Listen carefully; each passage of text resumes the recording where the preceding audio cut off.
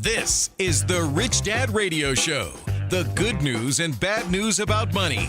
Here's Robert Kiyosaki. Hello, Robert Kiyosaki, the Rich Dad Radio Show, the good news and bad news about money. And we have a very exciting show for all you greenie, pinkos, and commies out there. I really think capitalists are the pigs of the earth. We have a very exciting program to you because we're going to be talking about the Green New Deal, which Sanders and Ocasio-Cortez and all these guys are talking about. The trouble with most of these socialists, they don't know how to make money. That's the problem. All they do is bitch. So this is a very, very important program because today we're going to be talking about how you make millions as a greenie. It's going to be a very exciting show. Any comments, Kim? Well, our guest is Marin Katusa, founder of Katusa Research, and Robert's been a big fan of Marin's for quite a while now. But he has a whole new plan, and he's definitely not, I don't know that I would call him a greenie, definitely not a socialist. It's a greenie. But he's figured out how to, well, he's going to tell you how to combine green and existing energies. It's very exciting, and it's cutting edge, and that's what he does. And so all you environmentalists, socialists, commie, pinko pigs out there, listen up, because this is how capitalists are going to make billions while you bitch and moan about environments. So this is a very important show here. And let me just say that Marin is one of the most successful resource venture capital fund managers. All types of funding, some of the largest in the U.S., some possibly largest in the world. But he's got the experience, he's got the knowledge, and very, very, very brilliant young man. And not bad for a math teacher. And a math teacher on top of it. So welcome to the show, Marin. My pleasure, guys. So explain how Ocasio-Cortez, I don't know if you follow American politics because you're a Canadian, but all these greenies bitching about the economy or the environment, they're actually on the right track, aren't they? They are, but you see, the problem with the champagne socialists is they don't actually want to get their hands dirty, right? And the hard part, thinking is hard, so judging is why that's what they do. And it leads them to not understand the actual realities. They want a green world, which we all want, a better future for our children and descendants than we have today. But to have an electrical world, you have to have copper, you have to have rare earths, you have to have all these aspects. And yet, where are Apple and Tesla and all these revolutionary technology companies relying on? Well, 98% of the rare earths are coming from China, and they're not coming from environmental standards that meet the North American level. Cobalt is still being mined by, children, and that's not being discussed about. Now, those are the details that the champagne socialists don't want to talk about. And, what I've done actually is roll up my sleeves, and I have a track record of doing it, and I've learned the hard lessons, Robert. It's not like I'm this perfect investor. I have lost money in it, and I keep going at it. And I funded the largest geothermal plant built in America in 50 years. And how you learn how to be better is by doing it, right? Like, you got to keep going at it, and you learn the mistakes. And I kept going, and eventually we became the second largest shareholder in Canada's largest green energy producer. So that's kind of how you go about it. The problem with the movement is not understanding the actual realities and the cost. So like, when, let's just say, Biden hypothetically wins, that billions of dollars is going to go into the offshore wind sector, but the inflation that's going to happen is going to be very similar to what happened when the first Green Deal Obama came in, where anything with the word green in it took off. For example, in the geothermal world, by the early 2009, anything with a geothermal word in it was trading at incredible valuations, such that if they built exactly what they said they would do on budget and on time, these things were priced for perfection before they even drilled a single well. So I started telling everybody, this makes no mathematical sense. And the firm at the time was called Geothermex. They were kind of the authority in the industry, and they would slap on these things called P90s or P50. And I couldn't believe all these bankers flying around. We're talking about hundreds of millions of dollars of financings were just happening weekly like this, based off of a P90. So I stood up at the big investment conference and I said, so what? I'm probably the guy in the industry that understands the math better than anyone else. And I said, you guys are using P90s and you don't even understand the probability of these things. A P90 is not a good thing, but from a sales pitch, it sounded like, hey, you got a 90% success rate here. That's how they were selling it. All right, as an old guy, I remember when you put .com after something, it sold. Yeah, that was the equivalent, exactly. But this is what I'm getting at. And so what you're saying is anything with Green New Deal after it now is going to be the big move. Got to be very careful and look at the actual costs. So what you did is you changed the accounting system on it. Well, what I did was, so I came out with, after looking at all this stuff, I became a very disliked individual in the sector because I talked reality, right? And the world doesn't like harsh realities, and they like the concept of a future, a green, the possibilities, butterflies and, flowers. The problem is, building these things are very difficult. Geothermal wells, you got to drill deep, and we're talking big boreholes. These are not like oil patch wells. We're talking 18-inch bore wells, and you go down to about 8 inches. Big, very expensive wells. And you piss off every environmentalist.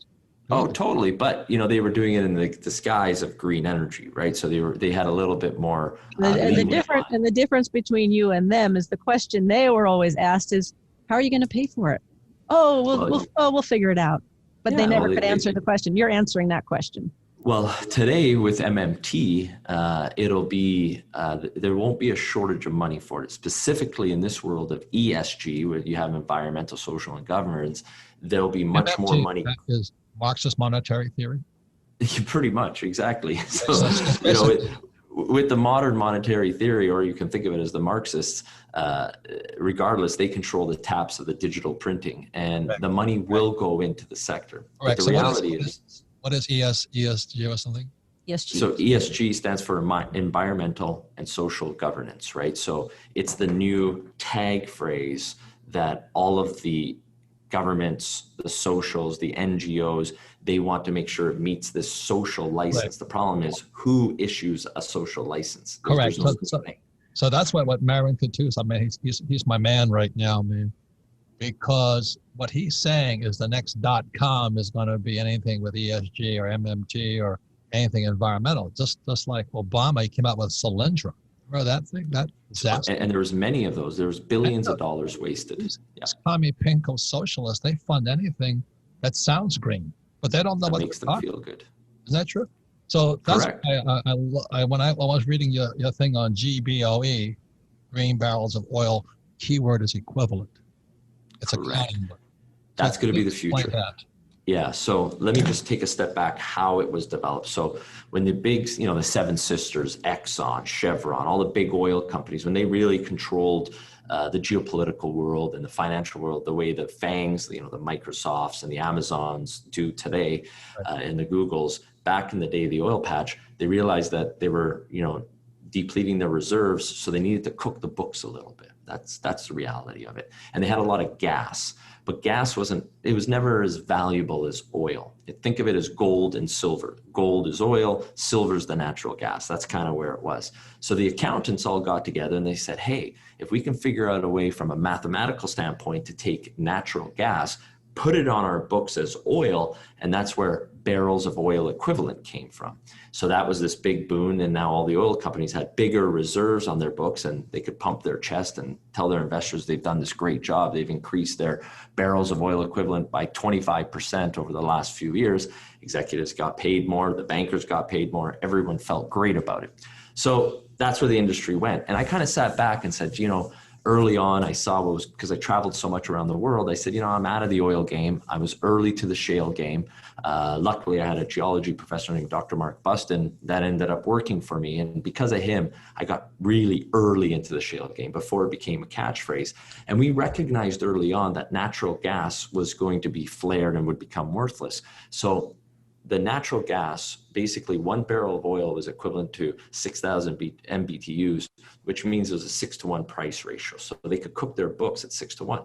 But when oil was at $100 and gas was going at, $1.50, they were still using that BOE to look at their reserves from a financial standpoint. I said, this makes no sense.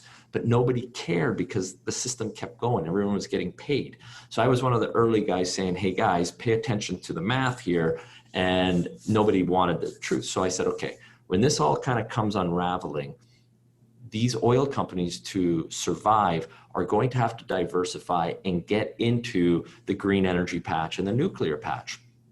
And I came up with what was called the green barrels of oil equivalent. Now, to do so, I had to bring back some of my fancy calculus, and I published this. It's all on my website. I sat with all the executives and chairmen, and they all thought, yeah, it's a really good idea, but the market's not going to accept it, the GBO concept. Now, even though I was a few years early to this, you saw BP just come out and said, essentially after a 3-day investor conference, we're not an oil company anymore. We're going to become a green energy provider. And to do that, GBOs are going to play a huge role moving forward. And like we talked about offline, rather than having a reserve life index to say an oil well or an oil field has 10 years, then you have to find more oil to replace it. When you look at solar or wind, you're talking about infinite resources. So they can cook these books in a way that investors won't understand. And I created the math formula for this, so I understand it better than anyone else. And I'm saying this is where the industry's going. And me and my subscribers have made a fortune off of this. So it's the trend in motion. How are you making a fortune off of a calculus formula? Yeah, so what we did was we looked at the valuations of the actual producers. So number one, I told everyone, you don't need to get involved in developing these assets because the cost of capital is so high. These are very expensive, like to build a geothermal plant, to build a run-of-river project, to build a big, like 200 megawatt wind farm. It costs hundreds of millions of dollars. And these small little companies, their cost of capital is just too high to compete with the big boys. So that was the first thing. So for example, a company like Altera, which my subscribers came in, and it's Canada's largest pure green energy producer, we were buying this at 0.2, 0.3 NAV. And today the equivalent is $23. We were in at $3. And this thing spits out a dividend, and it's just rock solid with the Intergex group of renewable companies. Another way that we did in March, my favorite company, even though I was a big shareholder of Altera, one of the reasons I did Altera was I wanted to own Brookfield. Now, Brookfield is the world's, think of it as the Exxon of green energy. And think about this, like I'm one of the largest players in my game, and I contacted the CEO and the chairman. I said, I'd love to be able to interview to my team. And they're like, Marin, thanks, but no thanks. Whereas most companies would die to be interviewed in my little network. These guys are the real deal. They paid out, when I wrote it up at $31 for my subscribers, we got a spin out of 2 companies out of it. $31 is paying a 9% dividend.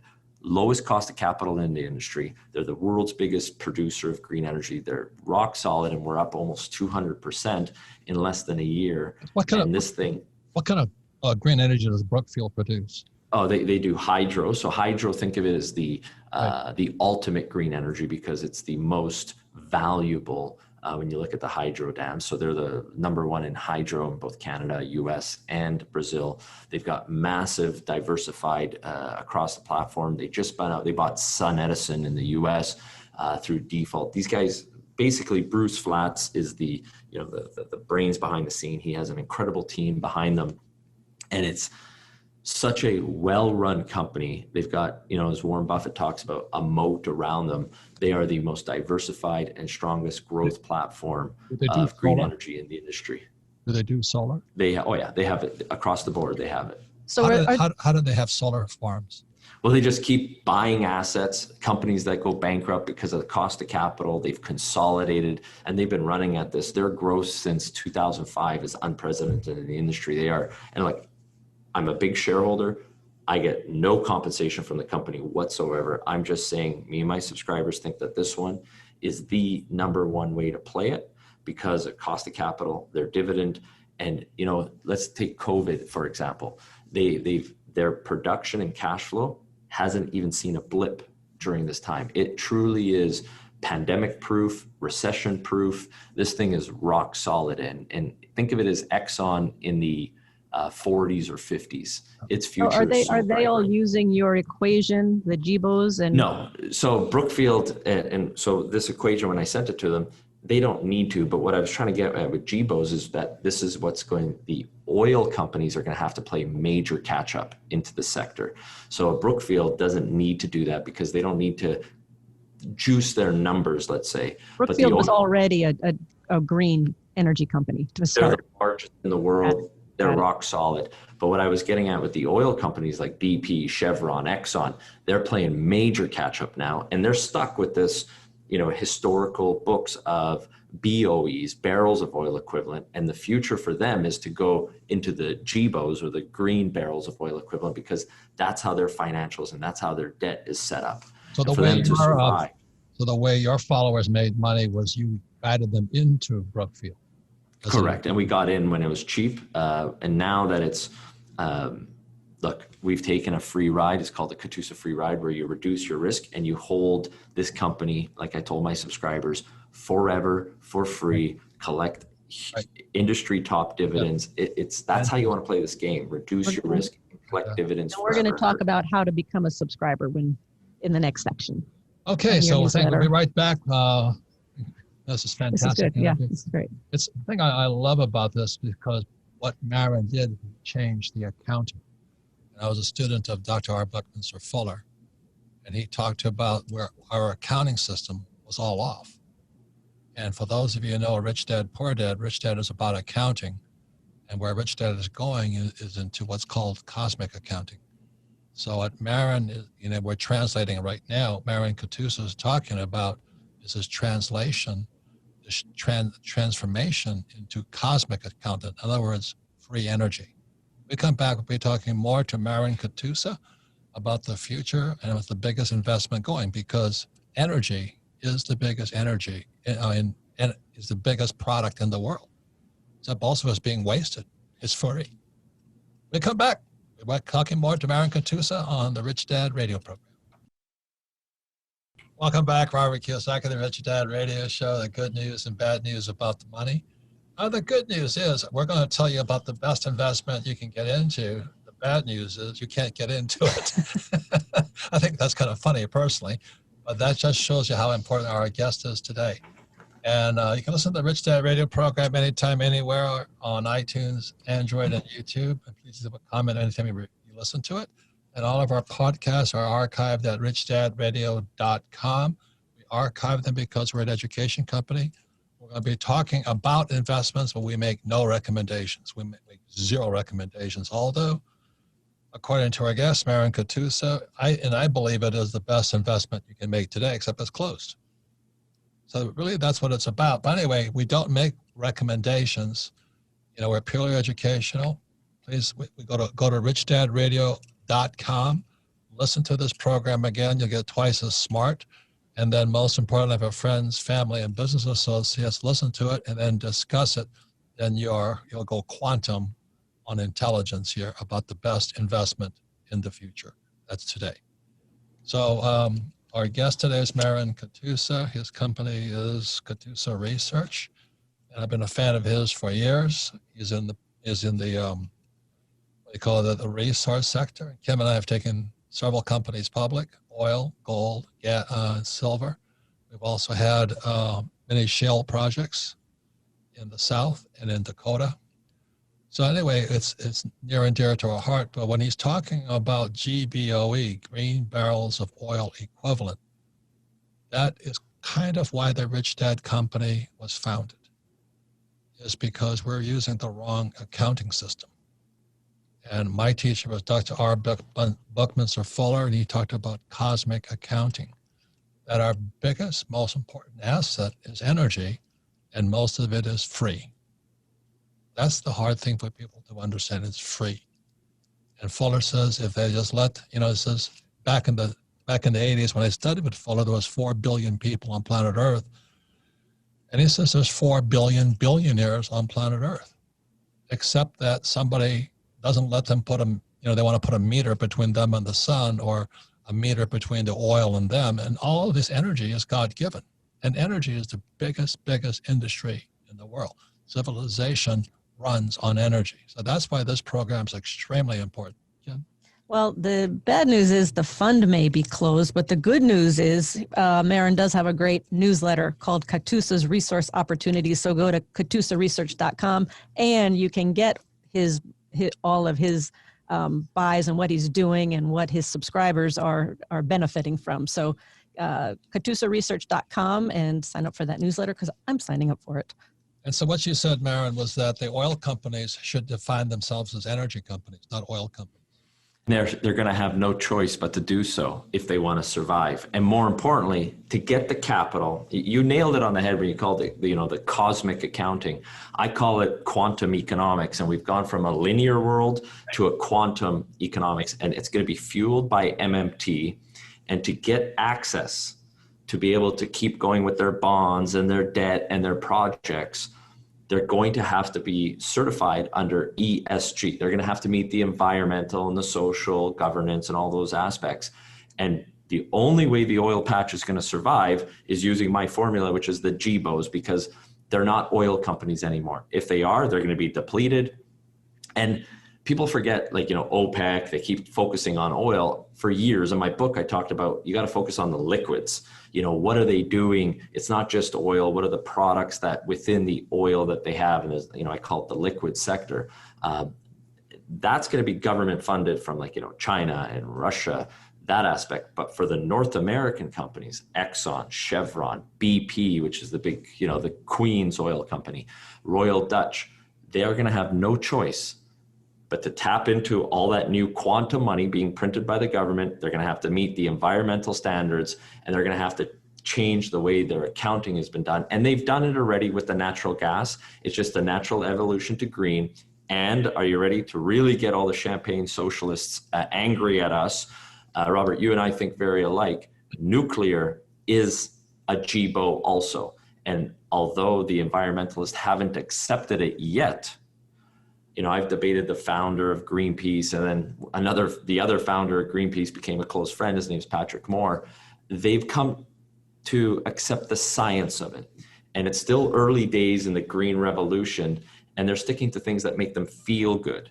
But after billions of dollars gets wasted, they're still going to need to feel good, but they're going to need things that make sense. And nuclear is part of the diversified energy matrix. As is hydro, there's a place for wind, there's a place for solar, but it can't just all be wind. It can't all be solar. It can't all be nuclear.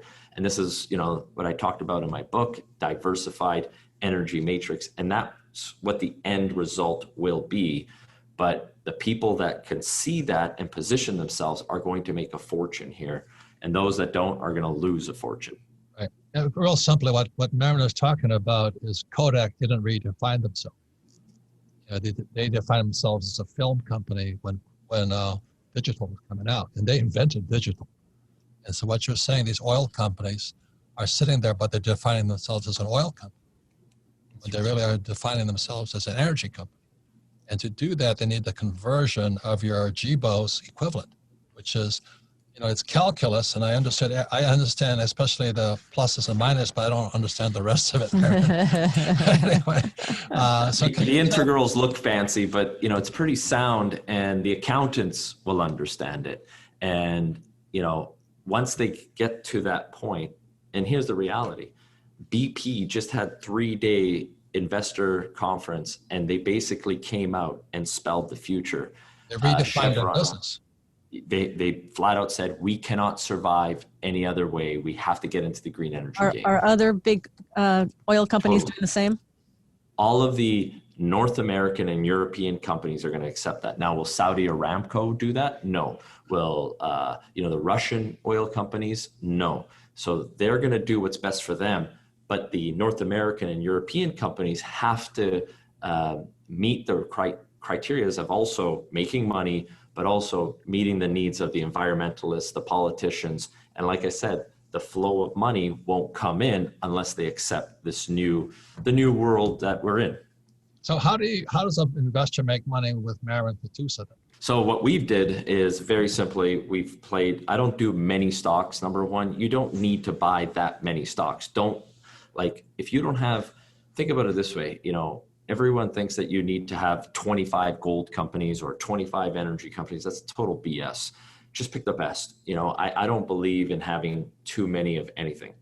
You don't also need to go to risky parts of the world. Geopolitical risk is going to be bigger than ever before. And again, the bankers, the analysts, they're mispricing risk. For example, They're giving a discount rate for something in the DRC, in the Congo, in Zambia, in Zimbabwe, the same discount rate as something in Nevada. If your gut says this doesn't make sense, it's not, but they're there to sell it. Now, over 55% of all the capital raised for resources is in those risky parts in the world like Zambia and Zimbabwe. So the bankers, if they say, hey, Robert, we only want you to invest in the good places where the rule of law is the rule of law, they're going to have half the income. They don't care about you. They care about making fees and Bs. The banks are all about fees and Bs. They don't put their risk on the table. They put your risk at the table. Well, I'm a major player in this, and I'm saying, don't go there. They're going to steal your assets. You've lived it. I've lived it. So number one, you don't need to go up the risk curve to get doubles and triples. I've proven it with Brookfield. And again, I'm not telling anyone to buy it. I'm just telling you what I did and my subscribers did in March. And Brookfield is almost 200% gain and it pays an incredible dividend, the biggest dividend in the industry. It's only going to get bigger and better. They have the lowest cost of capital. And every single asset they have is in a positive swap line nation. So you sit there and going, I don't have to worry about nationalization. I don't have to worry about a coup happening in the country and the new warlord demanding new terms. You don't have to deal with any of that. So my whole thesis is stick to the best, the lowest quartile producers, management teams that have a lot of skin in the game, and sound business. And that's an example of what we did in the energy patch. And is this an example too of what you talk about in your newsletter? Yeah, so that's exactly, and it went real time. I send an alert. I say, this is how much I'm buying at this price. Here's the reason why. Another great one would be Equinox. My good friend Ross Beatty's the chairman. I became one of the largest shareholders in the company. I said, I'm buying at this price. You can also get in at this price, whether it's through financing or the open market. And we're sitting on 300-400% gains, and the company's future is only going to get better. And yet the largest shareholder in the company is the chairman.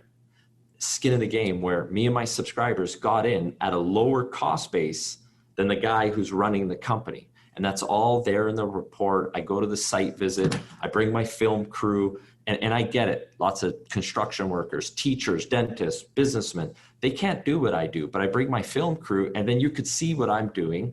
I videotape me talking to the geologists on site, the drillers, the engineers, the management team. We go to the core shack. I try to write and show you visually what I do. And then I say, this is the money I'm putting up. And no, not a single company, we don't get a penny for any of that. It's my money at risk, my subscribers' money at risk.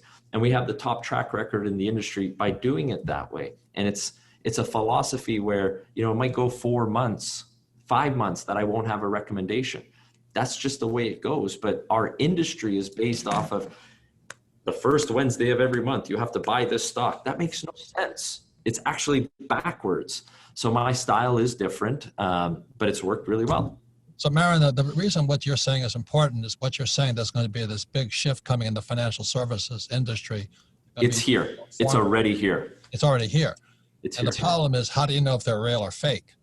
That's because they're going to use the same jargon, the same terms, but you don't know how real they are, because they have one goal that, basically Wall Street is to make money. They're not, the only way they make money is they're going to sell you something. And you're not doing that. The bankers, the analysts, the lawyers, the accountants, they all take money out of the companies that you're investing in. They don't invest in them. They say, we're not allowed. It might be, judicial, but they want you to take all the risk. So think about it.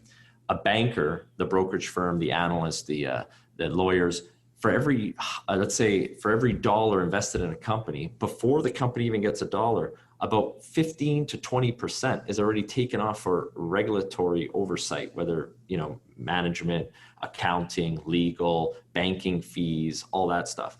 So the investor's already at an 80%, 20% higher risk than those guys. They've taken their money and they're gone to the next deal. So you really got to pay attention to what is going on in the nitty-gritty details. And this is, yes, where it's important to become a math nerd at looking at the financial balance sheets, the numbers, and understanding numbers can lie. if you don't know how to look at the financial statements and see what it makes sense, who's writing these third-party engineering reports? Look at their history. Are they just a bunch, like, losers lose and winners win? Look at the people who've signed off on this. Are their last 5 deals also crappy? Or are these guys the rock stars and the toughest in the industry? Those are the details you have to look in. And looking at a company PowerPoint or an analyst firm that's getting paid by the company to write it up makes no sense. So that's why people in the industry think I'm an asshole or thinking that I'm a jerk. But I don't take fees from these companies, and I've raised more money than any brokerage firm in Canada. I want it all going into the company. And why should I pay some banker who's wearing a slick suit, nice hair, flies on a private jet for doing what?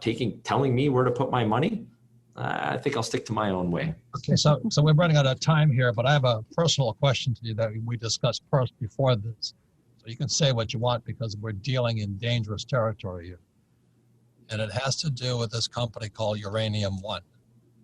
And, you know, that's the Clinton Foundation and all those guys were in that one. And that's what I mean. It's dangerous because a lot of times, because Kim and I raised a lot of money, a lot of capital. And we always knew the people we invested for, we explained the risk up front. But in this line of work, financial services work, there's a lot of smokescreen. And so Uranium One was really a Russian company, portrayed as kind of a Canadian company. And so that's what Marin does, is he looks into these things. So without getting yourself in a world of trouble, what went on behind the scenes that the average guy didn't see?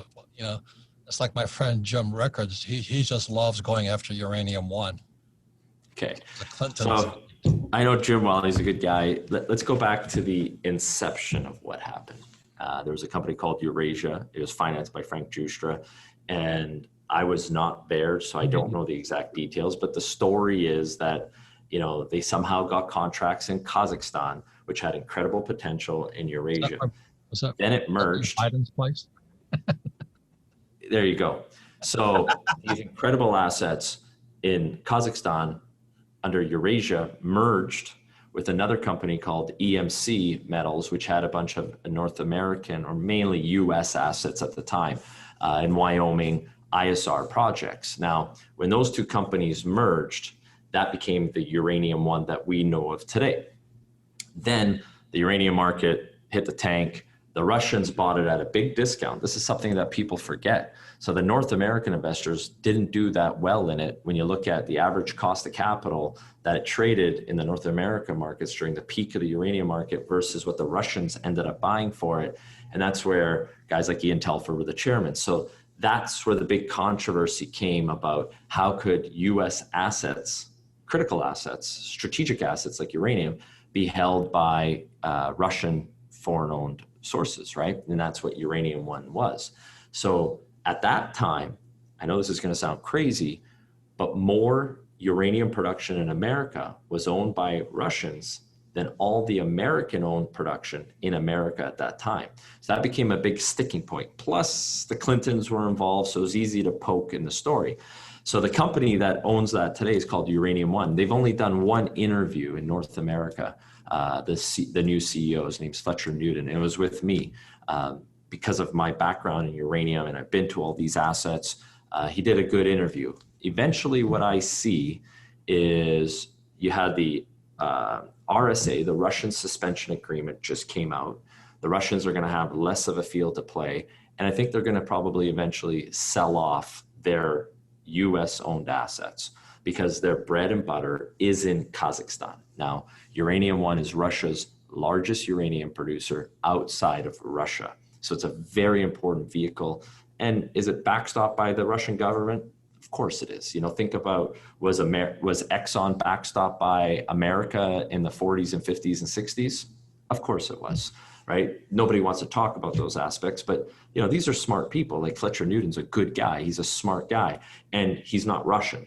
Okay, so they have that whole aspect, and they're moving away. So I think the smoke and fire that they deal with in America is kind of a distraction for them, and it's not their future source. And I think if they would go back in time, they probably wouldn't have done the transaction because it didn't make mathematical sense for them. So there's obviously other reasons that it happened.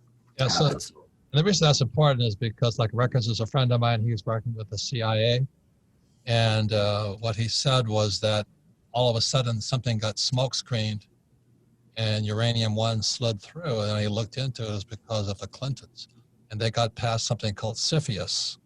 Sounds like syphilis, but it was syphilis. But well, there was definitely an FTD for shareholders, a financially transmitted disease there. Okay, so look, I'm not looking for trouble. I like Russians. I like Americans. I like everybody. But and I was never a shareholder of uranium-1, so I'm just throwing it all on the table.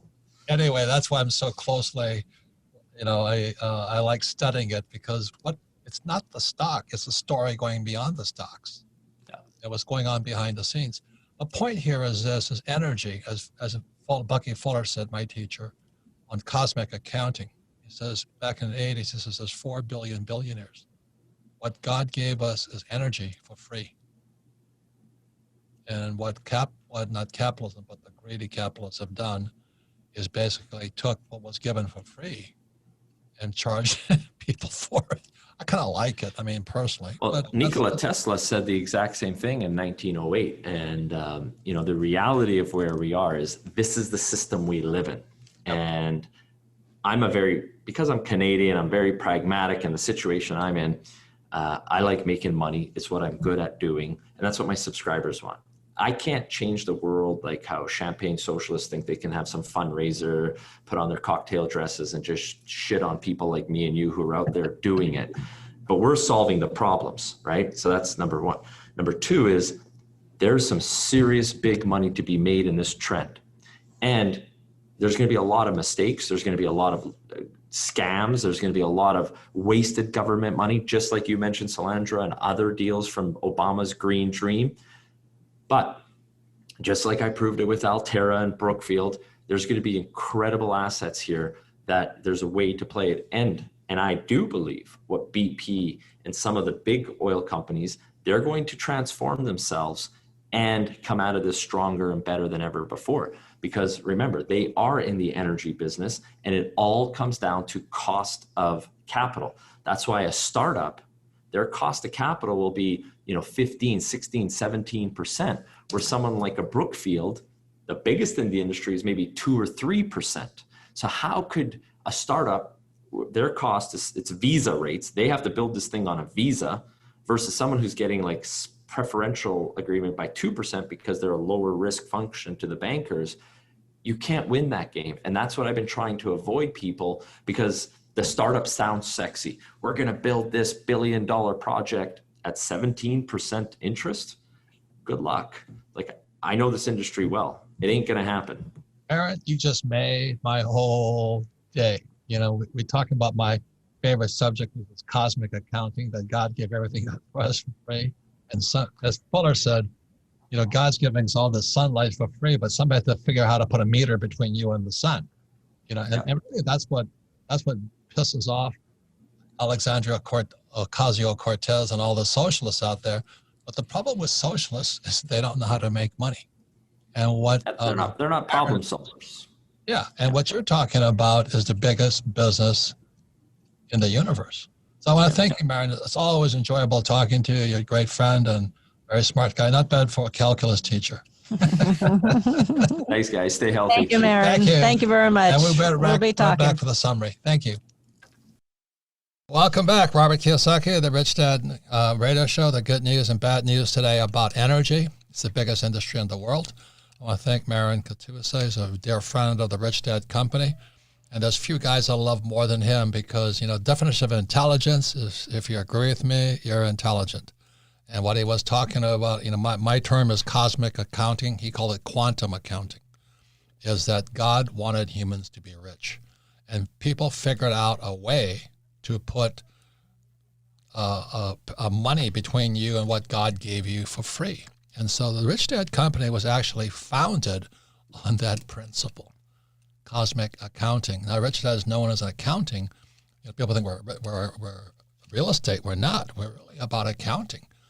But we're taking this to a whole nother level. It's called cosmic accounting. How much money is God sending to you every single day that you have to pay for. Any comments, Kim? Well, this was really refreshing because, you and I both, I've always been a fan of green energy. I've always supported solar and clean oceans and clean air and all of this, wind and geothermal, all of it. But you get boxed into this little thing that says, oh, you're a greenie. Oh, you don't know what you're talking about. You just want to destroy all capitalism. Well, what Marin's talking about is a capitalist need for these energies, these oil companies, to convert to be green energy companies. It's diverse. It just makes sense. He's talking about the biggest industry coming. Yeah. And thank you God for Alexandria Ocasio-Cortez and the rest of those green commie pinkos out there, because when they're talking about the Green New Deal, we're going to get rich. They're not going to get any richer because they're going to say we should give it to them. Well, they're going to say the government's going to pay for it, or we're going to give contracts to all these companies. They have no idea what they're doing. Who's going to pay for it? Taxpayers. And there'll be a lot of rip-offs, just like during the .com boom, everybody was jumping into .com. Everybody's going to be jumping into Green New Deals. Please keep government out of business. So Marin Katusa is the guy with his GBOEs, green barrels of oil equivalent. Anyway, I really appreciate it. Any comments there, Sarah?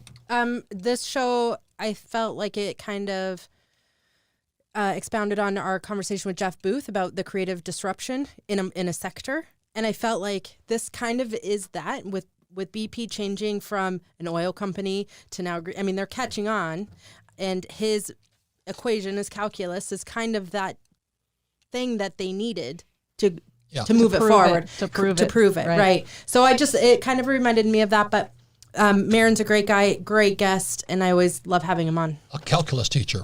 Not bad. A teacher turned investor. That doesn't happen. But the thing is, he's talking about cosmic accounting. Mm-hmm. God wants you to be rich. The problem is there's stuff in between you and God.